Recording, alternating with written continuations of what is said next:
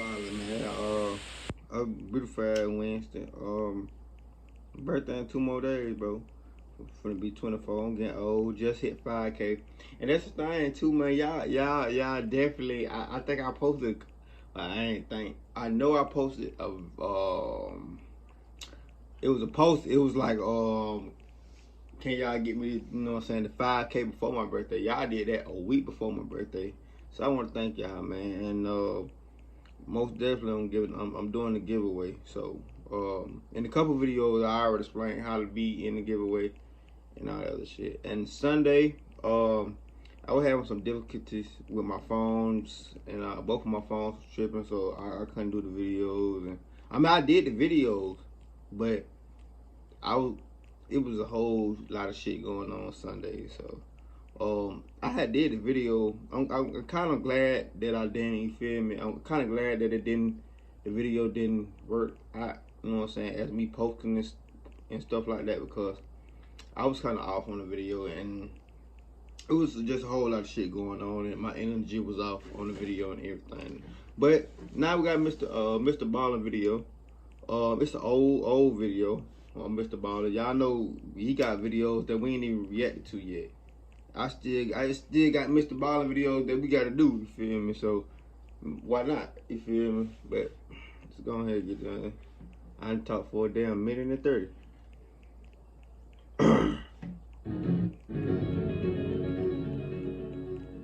Soon after the Beatles dissolved in 1969, the Beatles, one of the four members, John Lennon, left his native England and moved to New York City. Lennon and his wife, Yoko Ono, took up residence in the Dakota, which is a very famous building that typically houses the rich and famous people of New York. As soon as Lennon moved to New York, he said that he felt relieved because he didn't have to worry about going outside and getting mobbed by a massive crowd of people that were obsessed with the Beatles.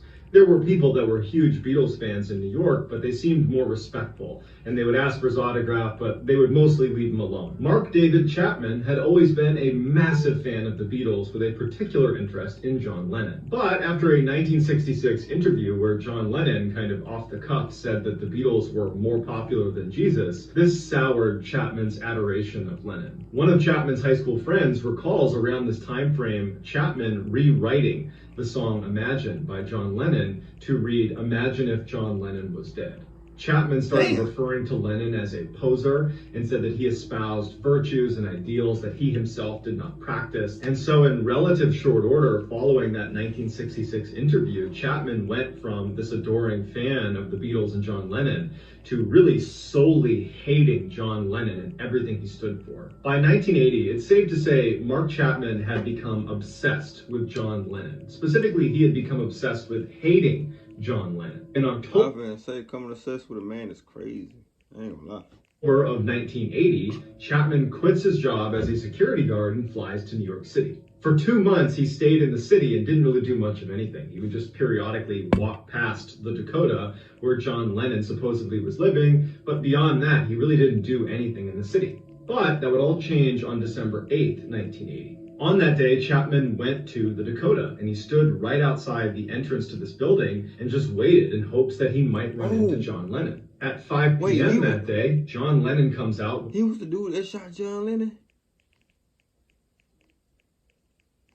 That's crazy. So you quit your security job just to stalk a dick is crazy. Like, you know how I ain't gonna say I hate, but I don't.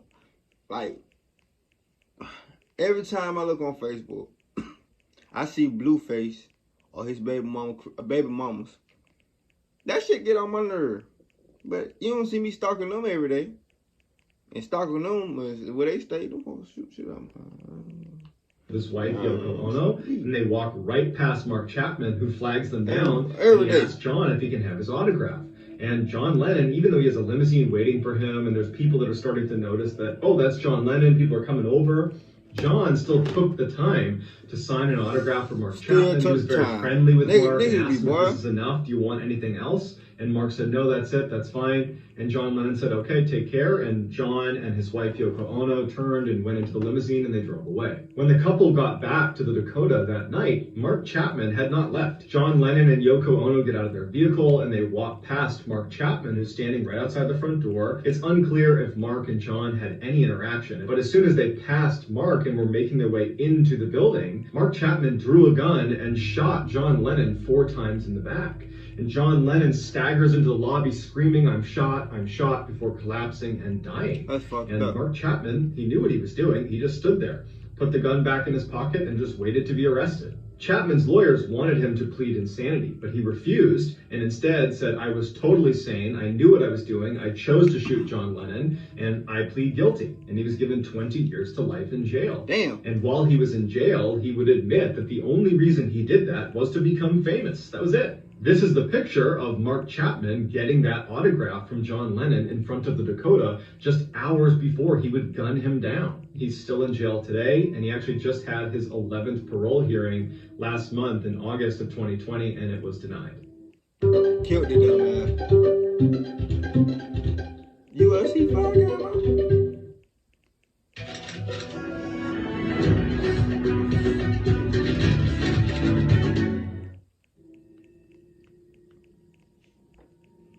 On July 17, 2014, people at Amsterdam's bustling international airport began boarding Malaysian Airlines flight MH17 that was bound for Kuala Lumpur. The 283 passengers on board were from all over the world. Some were traveling for vacation, some were going home, others were just traveling for business. In addition to the 283 passengers, there were also 15 crew members that rounded out the flight to a total of 298 people on board MH17. One of the passengers, before walking down the runway to get on the flight, took a picture of the plane itself and uploaded it to Facebook and kind of jokingly captioned it, "If we go missing, this is what it looks like," in reference to another Malaysian Airlines flight, Flight 370, that had actually gone missing just a couple of months earlier. Once the boarding was complete on MH17, one of the passengers on board uploaded to Instagram a short video of passengers stuffing their luggage into bins and the captain coming over the intercom saying that, boarding is complete and it's time to turn off your cell phones as we prepare for takeoff.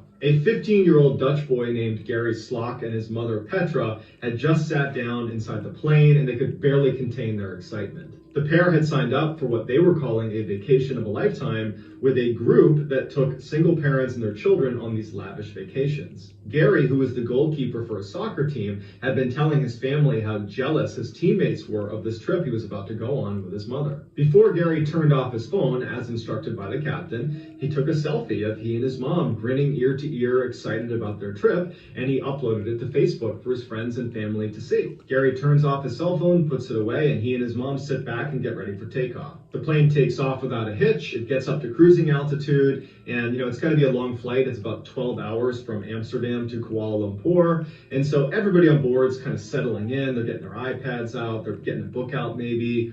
The crew is making their rounds, offering snacks and drinks, and people are looking out the window. It's a beautiful day, and everyone's just kind of settling in for a long flight. About 3 hours after takeoff, around 4 p.m., the captain of MH17 got in touch with air traffic control at the nearby airport, which was in Ukraine. The pilot told controllers that everything was fine. He was flight level, 33,000 feet. The controllers acknowledged that and said, hey, there's a little bit of air traffic in the direction you're going. You need to reroute your course very slightly. The pilot acknowledged this change in course and was beginning to tell them what he was going to do next when he cut out. The controllers on the ground in Ukraine began hailing MH17 to try to get the captain back online. They couldn't reach him. The plane had sent no distress signals, and over the course of their communication, the controllers had not noticed anything abnormal. And so this sudden radio silence really didn't make any sense. Yelena Brichenko was a 20-year-old bank teller living in Ukraine who happened to be looking up right as MH17 was flying overhead. She would later say that what she saw would haunt her for the rest of her life. As she was watching, MH17 just explodes, and the people inside of the plane very clearly get ejected out of the plane. And she's watching as these people and bits of plane are falling from 30 I ain't gonna lie, I look at like going on planes and shit, like and cruise and shit. You put your hands and you put your life in other people's hands, and you know what I'm saying. And that be the reason why a lot of people die too. You know what I'm saying. Not just, you know what I'm saying, cruising and shit. They're putting their life in other people's hands. And y'all gotta be smart sometimes. I mean, they didn't know, but I'm saying the pilots, they did. 1,000 feet, and they come crashing down in this huge fiery inferno. Go the other way. The theory, backed by U.S. intelligence, was that pro-Russian separatists could have fired a missile at this plane, thinking it was Ukrainian military. It was not. It was just civilians. Oh. All 298 people on board MH17 perished, including Gary and Petra. Damn. This is the selfie that Gary took moments before takeoff with his mother as they were excited about their vacation.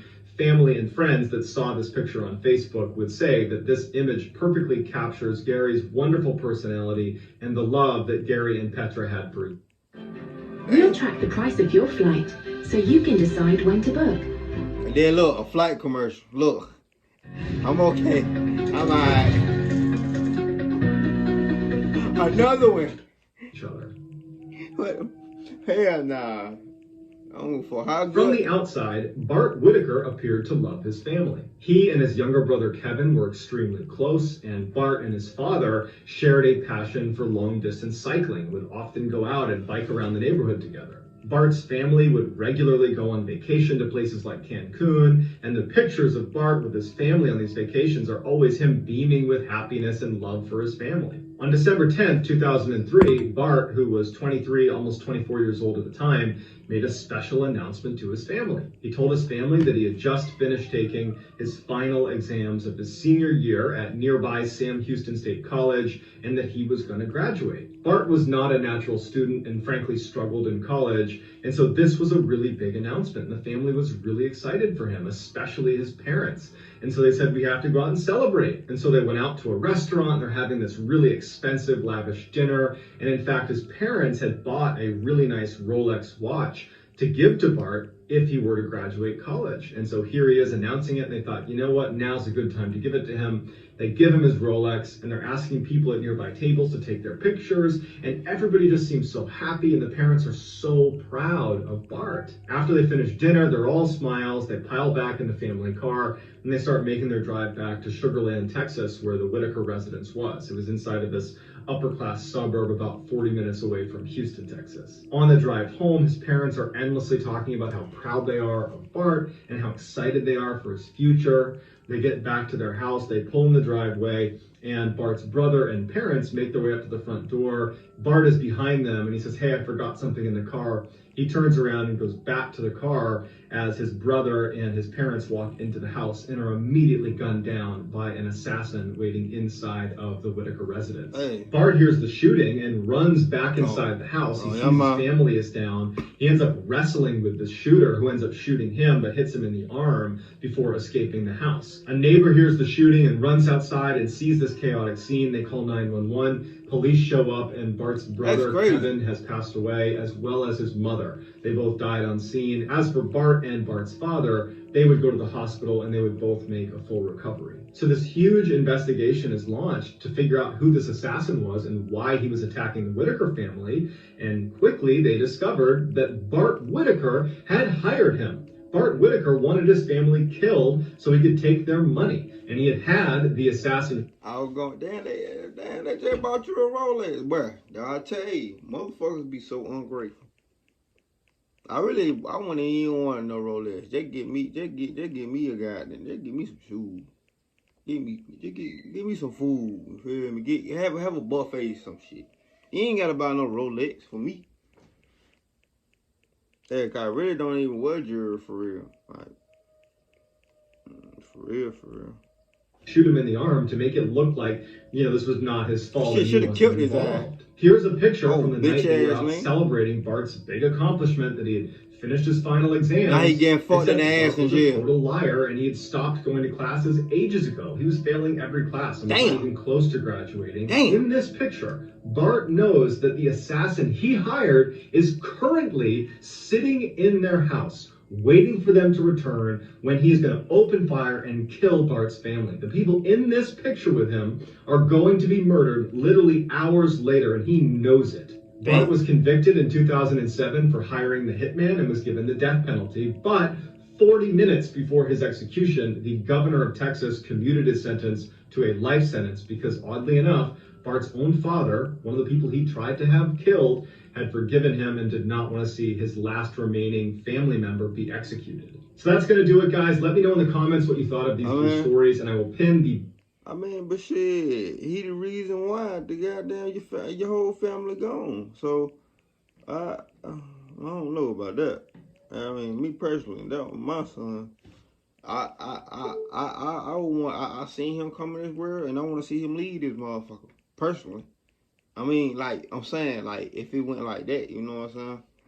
That's crazy. All these stories crazy. And then with the John Lennon shit, I ain't know he was goddamn camping outside and do hotel and shit, quit his job and all that. Nigga, you working a security job? I know security jobs pay a little. They don't pay good, but they pay a little good. You feel me? You gonna leave your security job to start a celebrity is crazy. I ain't gonna lie. That being said, give me a thumbs up, subscribe, see how I'm up with on that video. Let's ride, nigga. Scorpio season.